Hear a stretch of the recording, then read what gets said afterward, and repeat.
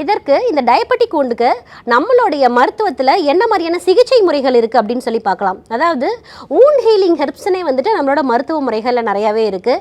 என்ன அப்படின்னு பார்த்தீங்கன்னா, நாள்பட்ட வேப்ப மரப்பட்டை இருக்குல்ல, அந்த மரப்பட்டையை வந்து என்ன பண்ணணும் அப்படின்னு பார்த்தீங்கன்னா, ஒரு 2 to 4 கிராம்ஸ் எடுத்துட்டு கஷாயம் மாதிரி பண்ணி அதை வந்து நம்ம வந்து நம்மளுடைய புண்களை வந்து கழுவுறதுக்கு யூஸ் பண்ணலாம். அப்படி இல்லை அப்படின்னா வந்து திரிஃபலா பவுடரை வந்துட்டு நீங்கள் என்ன பண்ணணும் அப்படின்னு பார்த்தீங்கன்னா, தண்ணியில் நல்லா கொஞ்சம் வெது வெதுப்பான வெந்நீர் போட்டுட்டு அதை வச்சு அந்த புண்களை வந்து கழுவலாம். அப்படி இல்லை அப்படின்னா வந்துட்டு நீங்கள் வந்து கற்றாழையோட மடலை நல்லா எடுத்துட்டு ஒரு 3 டைம்ஸ் நல்லா வாஷ் பண்ணிவிட்டு அது கூட கொஞ்சம் மஞ்சள் சேர்த்து ஒரு பேஸ்ட் மாதிரி பண்ணிவிட்டு அந்த டயபெட்டிக் wound மேலே வந்து வைக்கலாம். இந்த மாதிரியான எளிமையான முறைகளை நீங்கள் ஃபாலோ பண்ணும்போது புண்கள் வந்து ஆரம்ப நிலையிலே வந்து ஆறும். அப்படி இல்லை லேசான புண்ணாக இருக்கும்போது நீங்கள் ட்ரீட் பண்ணாமல் விட்டுட்டீங்க அப்படின்னா வந்து கண்டிப்பாக வந்து அந்த இடத்துல ஒரு கேங்க்ரைன் ஃபார்மேஷன் கூட வரதுக்கான வாய்ப்புகள் இருக்குது. அதே மாதிரி வந்து அந்த நிறம் பார்த்தீங்க அப்படின்னா வந்து அந்த காலை சுற்றி வந்து ஒரு கருமை நிறம் இருக்கும். அடுத்து வந்துட்டு அது வந்து சீக்கிரமாக வந்து ஒரு தொற்றுக்குள்ளாகக்கூடிய விஷயமாக கூட இருக்கும். ஏன் அப்படின்னு பார்த்தீங்க அப்படின்னா வந்துட்டு